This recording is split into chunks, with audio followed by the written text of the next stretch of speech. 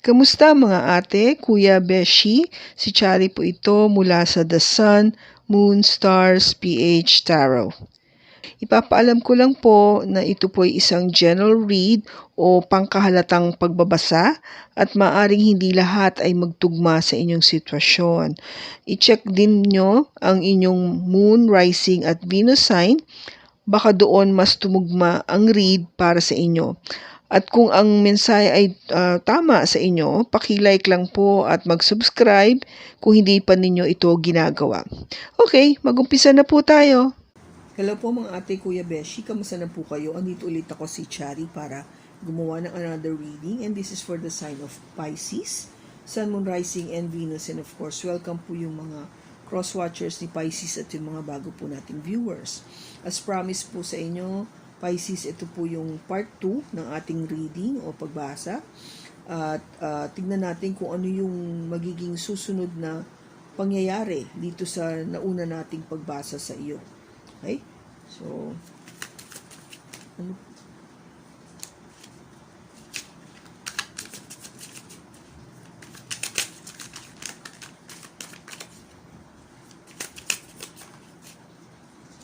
Ito malon. Okay? We have the Ace of Swords, the Queen of Wands, we have Justice, we have the Hierophant, the Knight of Swords, the Four of Pentacles, the King of Pentacles,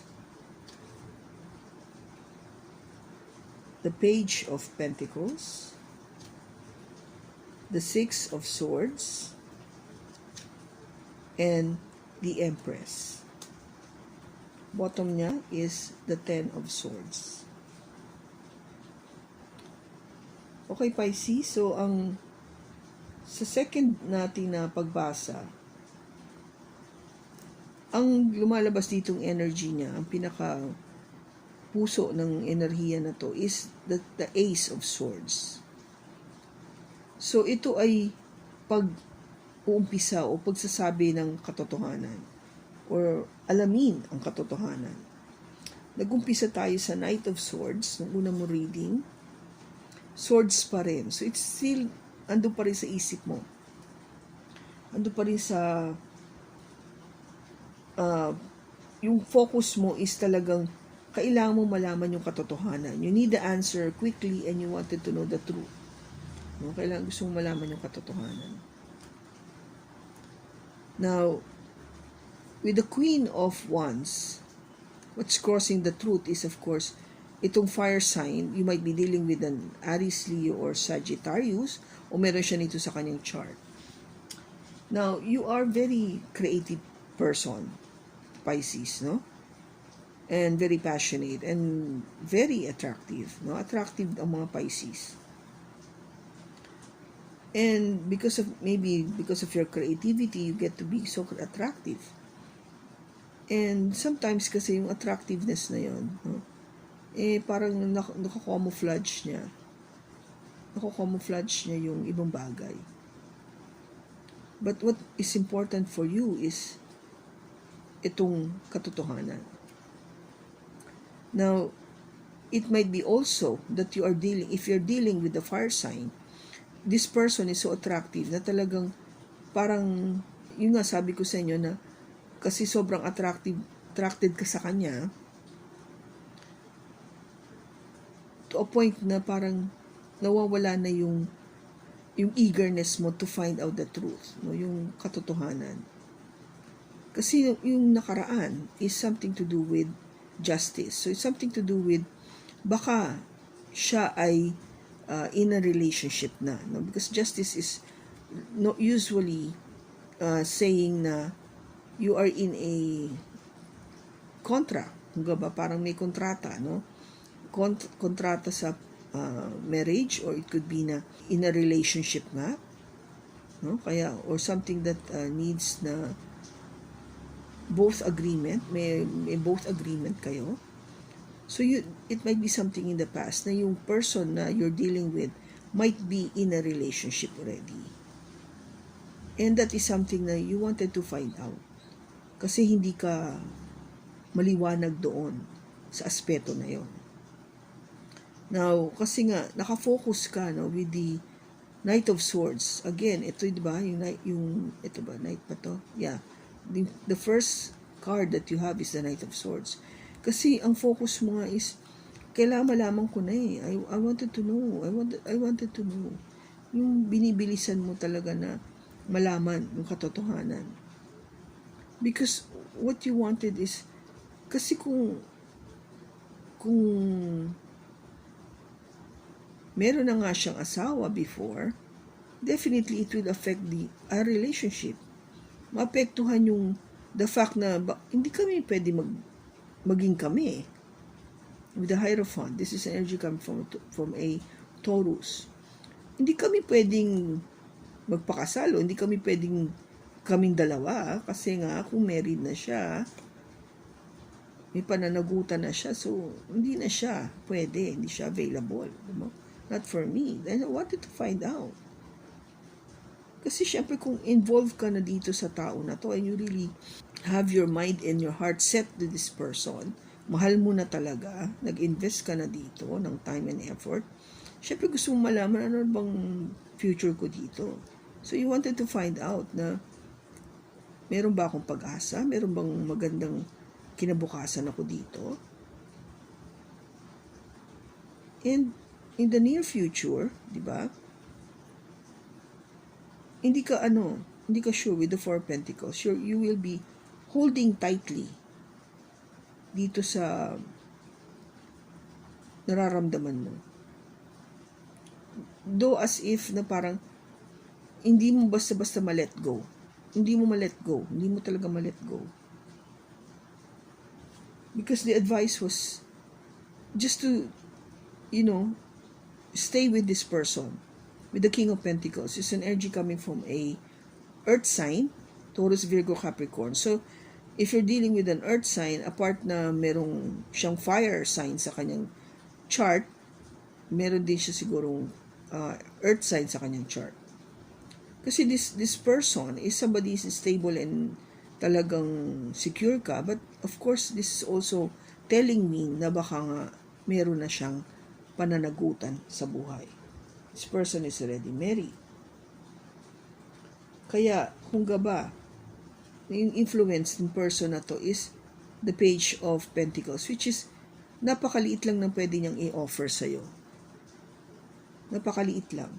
Kasi nga, the fact na kung may pananagutan na siya sa buhay, of course, this person cannot give you 100% of him or herself to you. Kasi meron meron nang nag-aari ng kanyang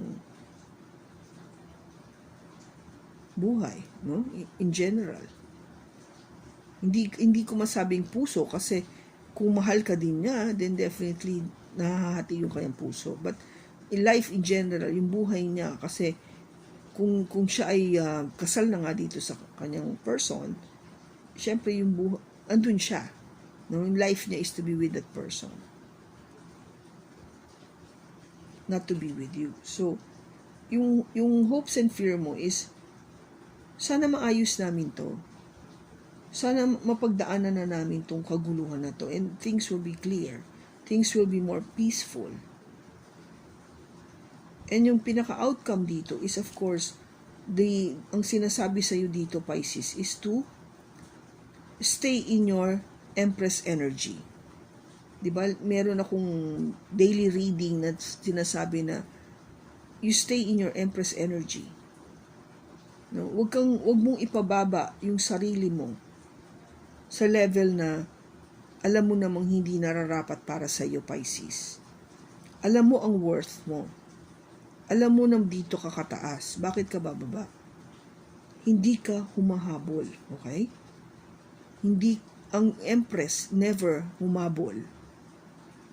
Ang Empress ang hinahabol. Okay? So, kung gaba this is the time to show your person that meron akong halaga. Hindi basta-basta tong Pisces na to na nakilala mo. Diba? Kung hindi mo kayang mawala o humiwalay do sa person mo, then that's it. Hindi tayo meant to be. It means that there is somebody else much better for me. Hindi ikaw yon. Kahit na mahal kita. Yeah? Kasi pinapakita ko lang sa'yo o pinapaalam ko lang sa'yo above anything else. Mahal ko yung sarili ko. I love myself. And I give high regards to myself. Nirerespeto ko yung sarili ko pagdating sa relationship. And ayoko na ng burden. Ayoko na ng gusto ko matapos na to lahat nitong kadramahan sa buhay na to. Kung may drama man tayo ngayon na hinaharap, gusto ko na matapos to.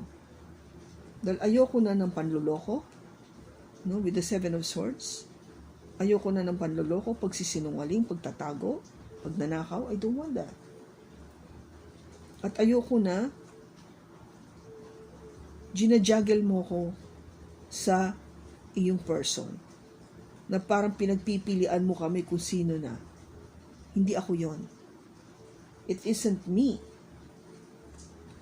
Remember, you are the Empress, Pisces. Pakita mo yon. You are the Empress. Okay? I don't need to say more kasi alam naman natin kung hindi meant to be, then it's not meant to be. Ano po yung message for Pisces? First quarter moon in Aquarius, trust the universe. Definitely, Pisces. Magtiwala ka sa Diyos. New moon in Sagittarius, focus on the positive. Definitely rin. Yung positive lang tayo. Wag mo intindihin yung mga negative na yan. New moon in Aries, go for it. Alam mo worth mo. Huwag kang matakot mawala yung person na to kasi alam mo kung sino ka. Alam mo yung halaga mo. Move forward. Ano message for Pisces?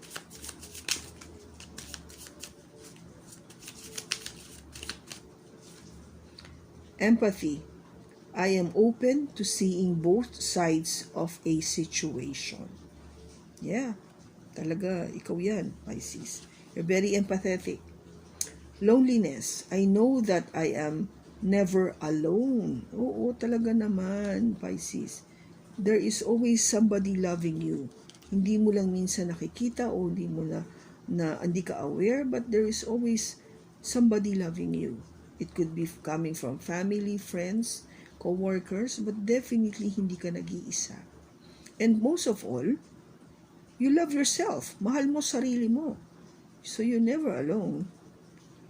Success. I know that there is no greater goal than to love. Dahil sa totoo lang, Pisces, alam mo napaka-importante ng pag-ibig sa atin. Napaka-importante niyan. Kaya gusto nga nating magmahal, no, ng buong puso. Gusto rin nating mahalin tayo ng buong puso. Kasi alam nating napaka-importante ng pag-ibig sa mundong ito. Diba? We need to express that. We need to feel that.